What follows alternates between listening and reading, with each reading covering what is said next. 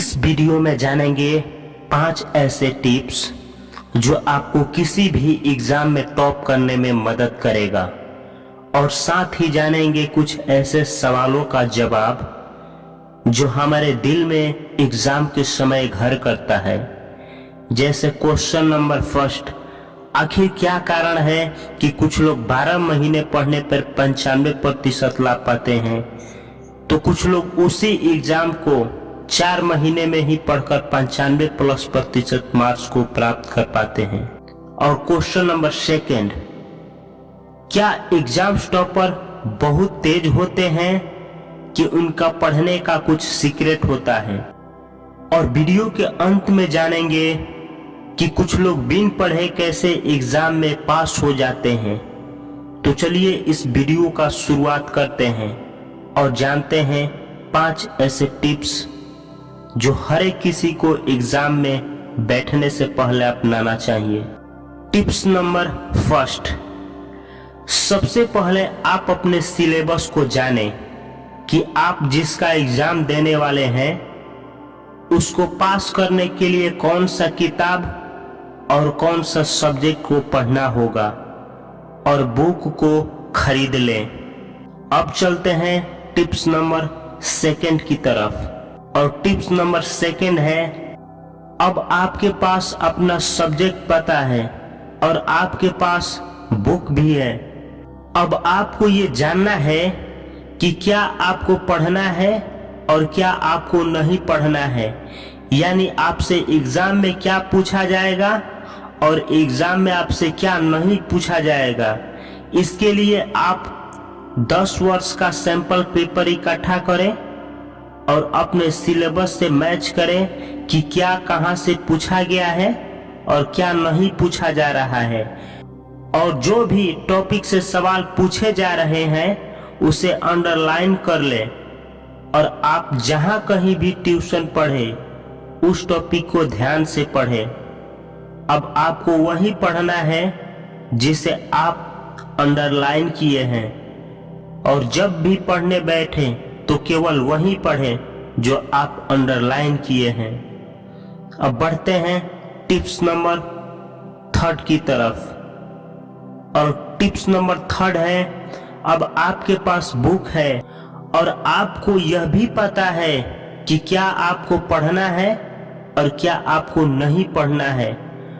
अब आपको यह पता करना है कि किस चैप्टर और किस टॉपिक से कितने मार्क्स का सवाल पूछे जाएंगे। इसके लिए आप 2 चार्ट बनाइए। चार्ट नंबर फर्स्ट, जिसमें लेफ्ट साइड लिखिए चैप्टर नेम और राइट साइड लिखिए मार्क्स यानी नंबर संख्या। सपोज मानिए कि आपका चैप्टर का नाम है मिस्ट्री ऑफ लाइफ, तो चैप्टर नेम में लिखिए मिस्ट्री ऑफ लाइफ, कितने मार्क्स का इससे क्वेश्चन आएंगे राइट साइड लिखिए। इसी तरीके से चैप्टर नेम में चैप्टर का नाम लिखिए और मार्क्स नंबर में मार्क्सों की संख्या लिखिए। और एक चार्ट बनाइए सेकेंड चार्ट, जिसमें लेफ्ट साइड लिखिए टॉपिक नेम और राइट साइड लिखिए मार्क्स संख्या। अब आपका चार्ट बन करके रेडी है। आपके पास 2 चार्ट हैं, चार्ट नंबर फर्स्ट और चार्ट नंबर सेकंड। अब आपका एग्जाम अगर ज्यादा दिन है तो पहले वाले चार्ट का इस्तेमाल करें, और आपका एग्जाम यदि करीब है तो सेकंड वाले चार्ट का इस्तेमाल करें। और यदि आपकी तैयारी नहीं है और आपका एग्जाम भी करीब है तो वीडियो के अंत में एक ब्रह्मास्त्र दूंगा जो आपको फेल होने से बचा लेगा। तो बढ़ते हैं अब टिप्स नंबर 4 की तरफ। अब आपके हाथ में बुक है, क्या पढ़ना है और क्या नहीं पढ़ना है ये भी पता है, और किस चैप्टर और किस टॉपिक से कितने मार्क्स का क्वेश्चंस पूछे जाएंगे ये भी आपको पता है। अब आपको ये तय करना है कि क्या आपको आता है और क्या आपको नहीं आता है, यानी किस सब्जेक्ट, चैप्टर, टॉपिक में आप बहुत तेज हैं और किस में आप बहुत कमजोर हैं। ये जानने के बाद आप अपना पढ़ने का रूटीन बनाएं, और आपका रूटीन मार्क्स और आपका इंटरेस्ट के आधार पे होनी चाहिए, यानी जिसमें आप ज्यादा जानते हैं और कम मार्क्स आएगा उसमें कम समय दें, और जिसमें आप कम जानते हैं और ज्यादा मार्क्स आएगा उसमें ज्यादा समय दें। पढ़ने का रूटीन और टाइम आप अपने परिस्थिति के अनुसार बनाएं। और आ गए हम वीडियो के लास्ट पॉइंट यानी टिप्स नंबर 5। तो चलिए जानते हैं टिप्स नंबर 5 क्या है।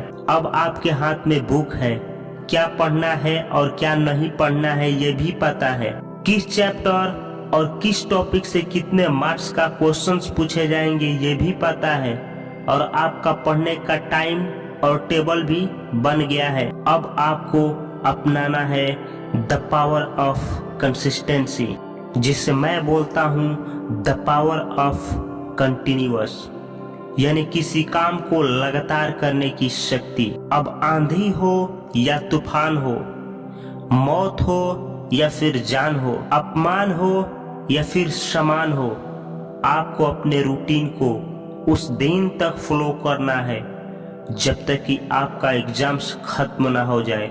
और यकीन मानिए एग्जाम के बाद जो आपका रिजल्ट आएगा वो रिजल्ट होगा आपका मेहनत का। यही वो 5 टिप्स है जिसे अपनाकर एक साधारण इंसान असाधारण रिजल्ट लाता है अपने एग्जाम में। वीडियो के बीच में मैंने वादा किया था उन छात्रों को जो बिल्कुल नहीं पढ़े लिखे हैं और उनका एग्जाम बहुत करीब आ गया है, तो उनके लिए एक ब्रह्मास्त्र है।